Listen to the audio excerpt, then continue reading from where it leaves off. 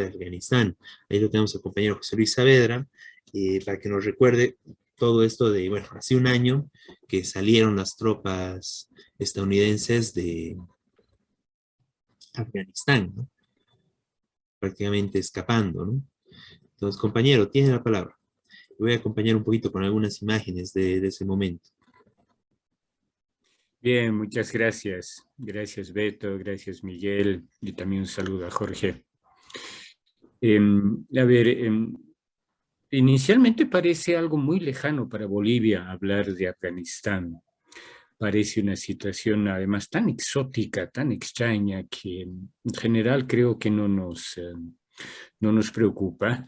Y yo considero que sí que es importante hablar de Afganistán, no solo por un parecido étnico, cultural y lingüístico muy semejante a Bolivia. Igual que en Bolivia, en Afganistán hay varios pueblos que allí no los llaman pueblos étnicos, sino más bien tribus. Hay formaciones tribales bastante complejas. La más conocida, sin duda, la dominante o predominante son los pashtunes, o los tayikos también, pero tiene esa misma configuración múltiple de carácter étnico-cultural. Segundo, en términos, diríamos así, de paisaje también es parecido. Gran parte del país, Afganistán, es montaña, con algunos valles, y con una situación de pobreza bastante generalizada. ¿Cómo empieza esta historia? Y me parece muy expresiva la imagen que estamos viendo, que es cuando despegaba el último avión de los norteamericanos, en agosto del año pasado precisamente, después de 20 años de ejercer dominio imperialista en Afganistán, pues los gringos, los yanquis salieron, como quien dice, con el rabo entre las piernas, ¿no? Derrotados en realidad. Y lo que preocupa es, diríamos así, el legado imperialista. Esto es lo que nos tiene que preocupar, porque esta es una lección para todos los pueblos que sufren opresión y explotación, y pueblos que además están en lucha contra el imperialismo. Veamos rápidamente algunos antecedentes, no tenemos mucho tiempo, pero Afganistán ha sido siempre un país requerido, diríamos, ocupado por los diferentes imperialismos. Desde el siglo XIX el imperialismo inglés ocupó Afganistán, explotó los recursos naturales de Afganistán de una manera bastante salvaje, diríamos, en el sentido de estructuras de opresión, explotación y dominación absolutamente dictatoriales, y usando para ello, por supuesto, el pretexto de la religión, que luego fue ya en el siglo XX radicalizado por expresiones fundamentalistas, precisamente como los talibanes. De manera más reciente, no nos alcanza el tiempo para hacer una historia más larga, hay que decir que es en los años 90 que no solo se radicaliza, sino que se conforma, se construye este movimiento de los talibanes. Esa imagen es muy expresiva, y esa es la nueva bandera precisamente de Afganistán. Y esto tiene que ver con un antecedente que solo lo nombro, sería interesante hablar más, pero el tiempo es corto. El año 79, en realidad, por entonces Unión Soviética invade Afganistán, ocupa Afganistán, y lo hace por aproximadamente 10 años, hasta el 89 precisamente. En este contexto de ocupación rusa, más que propiamente soviética, Estados Unidos, el imperialismo norteamericano, y en concreto la CIA, empieza a armar algunos grupos de resistencia a la ocupación rusa, y que se van a denominar en ese contexto los mujahedins, que querría decir combatiente por la causa sagrada, por la causa de Dios. Empieza a armar entonces Estados Unidos, y en concreto la CIA, reitero, grupos de resistencia. Les va dotando de armamento sobre todo, y también les va ofreciendo entrenamiento militar.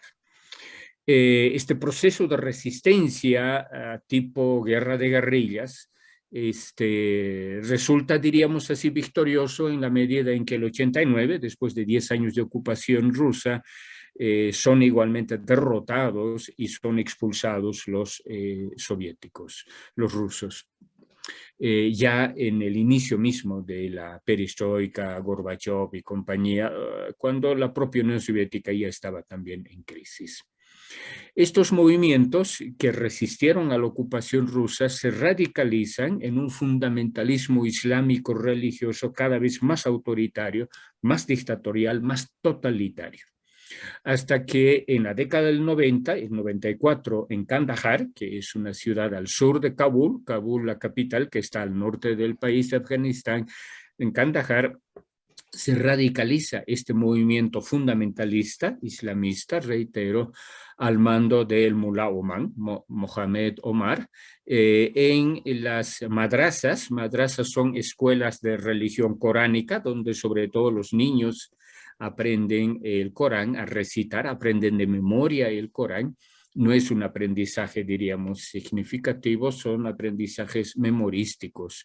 En esa escuela es que el Mullah Omar funda el 94 este movimiento llamado de los talibanes. Y el 96 asumen el mando del país, asumen el gobierno y establecen gracias por el mapa, exactamente, ahí está Kandahar, en la parte sur del país, ¿no es cierto?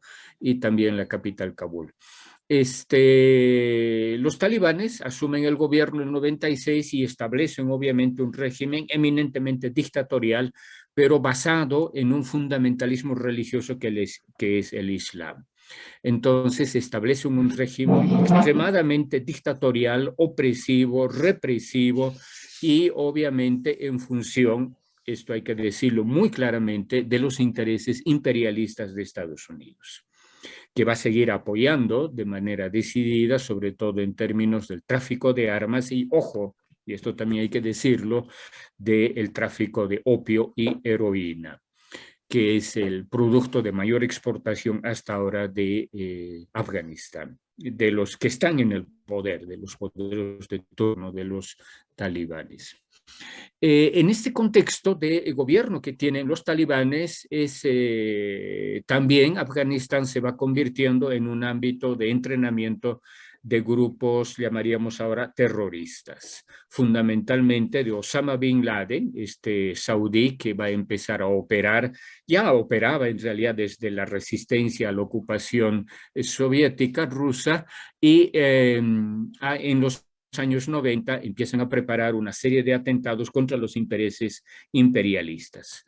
Y este proceso va a terminar, es mucho más complejo, pero por cuestiones de tiempo lo simplifico, hasta los atentados del 2001, 11 de septiembre del 2001. A partir de cuyos atentados, Estados Unidos va a iniciar una ofensiva imperialista, típicamente colonialista, imperialista, hasta derrotar y derrocar a los talibanes el 2001, precisamente ese año, y ocupará Estados Unidos entonces Afganistán y se asentará durante aproximadamente 20 años, exactamente 20 años, no aproximadamente, desde el 2001 hasta el año pasado, 2021. ¿Cuál es el legado de la ocupación imperialista en Afganistán como en cualquier otro lugar del mundo? Obviamente pobreza, obviamente explotación, obviamente saqueo de los recursos naturales de Afganistán y formación, reitero, de estos grupos fundamentalistas que son terriblemente opresivos, sobre todo contra las mujeres y en general contra los derechos. Lo que en ciencia política se llama sociedad civil, en Afganistán no existe. Cero de sociedad civil, cero de organización social, cero de ejercicio de derechos. Esta ocupación gringa termina el año pasado, reitero, es una muy buena imagen. Ahí vemos a las mujeres con el famoso burka, que es este velo que cubre todo el rostro y el cuerpo de la mujer. y que los talibanes asumen que esto es enseñanza de el Corán, lo cual no es cierto. Es una interpretación fundamentalista, así como los cristianos fundamentalistas que también asumen la Biblia como pretexto de opresión de las mujeres, etc. Bien, esta opresión imperialista, ocupación imperialista, decía, termina el año pasado y deja un país prácticamente en ruinas. Prácticamente en ruinas. La pobreza en Afganistán es generalizada.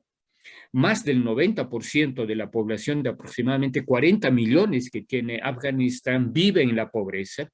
Solo en el último año han muerto aproximadamente 1 millón de niños en Afganistán, literalmente de hambre, ojo. Y este es el legado, reitero, que nos deja el imperialismo en Afganistán y en cualquier otro lugar donde ha ejercido ocupación, invasión, saqueo de los recursos naturales, etc. A partir de agosto del año pasado, apenas se retiran los gringos, los talibanes vuelven a ejercer el gobierno, lo toman de una manera obviamente violenta, opresiva, represiva, e imponen lo que ahora se llama propiamente el Emirato Islámico de Afganistán. Este es el nombre actual de Afganistán, Emirato Islámico de Afganistán, en cuyo nombre, reitero, los talibanes ejercen un gobierno absolutamente dictatorial, absolutamente autoritario, y esa es una muy buena escena también, y en una situación de pobreza, reitero, generalizada, una situación en que lo dominante es el hambre. Reitero que literalmente la gente se está muriendo de hambre en las calles y cuyo único ámbito, digamos, relativamente exitoso, reitero, es el negocio del opio y de la heroína, y cuyos índices de adicción son realmente espeluznantes en Afganistán. Bien, voy terminando indicando que este primer año del gobierno talibán es absolutamente negativo en términos de la negación también absoluta de derechos, por eso digo que es un gobierno totalitario y particularmente opresivo en relación con los derechos de las mujeres. Durante la ocupación imperialista de Estados Unidos, las mujeres, por su lucha, no es ninguna concesión, habían logrado ejercer algunos derechos como ir a trabajar, salir de casa, asistir a la educación, etc.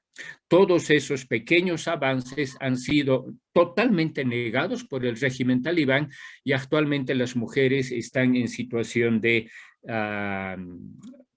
opresión totalitaria, absoluta, no hay ninguna posibilidad de ejercer estos derechos.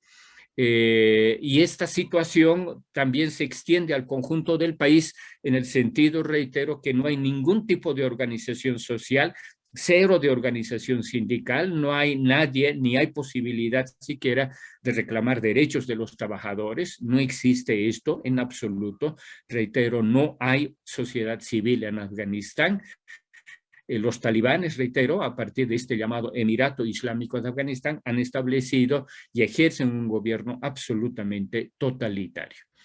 La comunidad internacional no logra todavía reconocer al gobierno y por tanto vive los talibanes en un régimen de aislamiento cada vez más preocupante porque, reitero, esto afecta de manera directa al empeoramiento de las condiciones de pobreza, de miseria, de hambre que vive la casi totalidad de los 40 millones de afganos y afganas, ¿no? ¿Cuáles podrían ser, para terminar, las opciones? En este momento y desde hace un año hay grupos de mujeres que están luchando de una manera heroica. Hay educación clandestina, las mujeres que en el periodo anterior lograron formarse, salir del país, están ofreciendo educación clandestina a las niñas y a las jóvenes mujeres.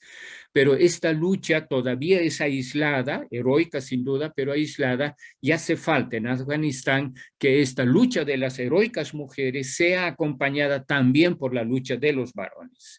Las condiciones, reitero, son muy duras, son muy difíciles, pero en Bolivia, en América Latina, tenemos experiencia de lucha en condiciones dictatoriales y de las dictaduras fascistas latinoamericanas.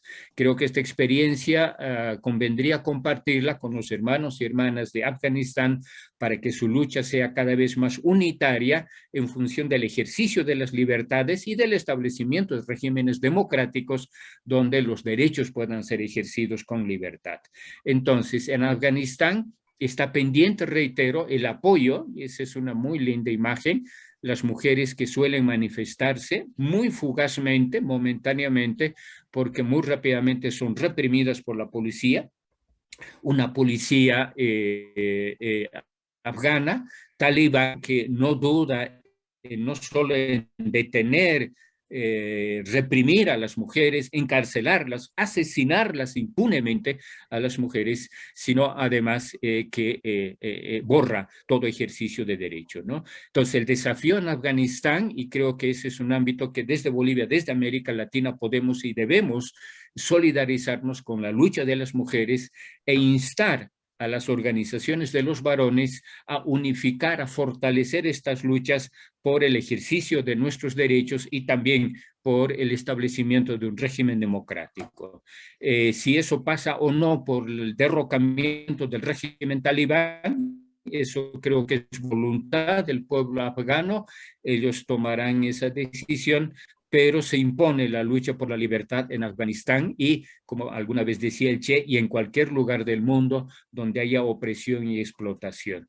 Desde aquí va nuestra solidaridad, sobre todo a las mujeres afganas. Gracias. Muchas gracias, José Luis. Muy, muy bueno el resumen, ¿no? Porque es un tema, como tú mismo dijiste, bastante amplio y con bastantes, bueno, hay mucha historia alrededor de Afganistán, ¿no?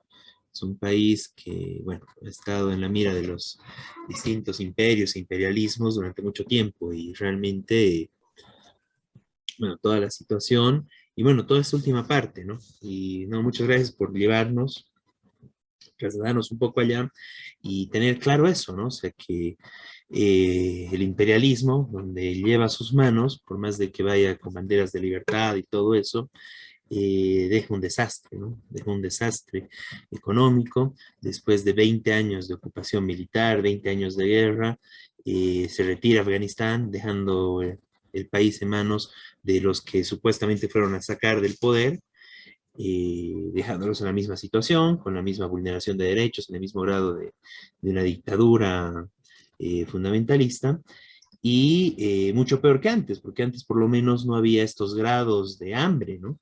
Y de pobreza extrema, ¿no? Y realmente la presencia de Estados Unidos en Afganistán ha hecho de que, bueno, se llegue a esta situación, bueno, 20 años de guerra, ¿no? De invasión, todo un desastre económico, la gente pasando hambre, más allá de todo el desastre cultural y de derechos, ¿no? Muy, muy importante, José Luis, realmente es muy importante tener eso claro. Y bueno, a un año del retiro de las tropas de Estados Unidos de Afganistán, es muy importante tener esto presente, ¿no? Sí, Quizás Beto. Miguel quiera añadir, sí. No, una cosa más bien internacional, digamos. Fue la última gran derrota del imperialismo yanqui. Entonces, esto es uno de los elementos que explica también la actual situación mundial. Estados Unidos venía ya desde Vietnam, perdiendo guerras en intervenciones, y esta intervención la hizo con apoyo de toda la OTAN, y llevando también lo que se llamó, lo que se llama privatización de la guerra, es decir, organizaciones privadas armadas de guerra, contratando mercenarios. Hace unos años salió incluso la entrevista a un boliviano que estaba combatiendo en Afganistán a sueldo de no sé qué organización, y además también reclutó soldados en distintos países latinoamericanos y con migrantes ilegales que le legalizaban la situación en Estados Unidos a cambio de que fueran a pelear a Afganistán. Todo esto muestra también la crisis del imperialismo norteamericano, que ya no puede, los jóvenes norteamericanos no quieren ir a invadir otros países, es decir, la población norteamericana que ya se opone.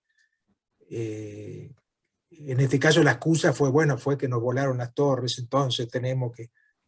Pero bueno, como siempre hay excusas, ¿no? También cuando invadieron Vietnam tenía sus excusas, ¿no? Pero el hecho es que Estados Unidos quedó en una gran debilidad, que sigue siendo la principal potencia imperialista mundial, y hoy le costaría mucho invadir algo. Es decir, trata de recurrir a otro, digamos, de armar a mercenarios, no sé. Le busca la vuelta. Y asfixia económica. Claro, le busca la vuelta porque le cuesta mucho, por la misma posición, como decía, de la población norteamericana. Y este hecho de la debilidad del imperialismo en el medio de esta crisis mundial es lo que también explica que haya otros imperialismos, como en el caso ruso, China, que es medio que lo buconen, digamos, que le digan, bueno, pues acá no te metes. Tiene que ver con la debilidad del imperialismo yanqui, lo cual no quiere decir que haya dejado de ser imperialista, nada por el estilo. Pero fue una derrota muy significativa, antes de Irak, pocos años antes. Bueno, eso quería agregar nomás. Muy importante, Miguel. Bueno, gracias. Y muchas gracias, José Luis. Realmente muy, muy bueno la intervención.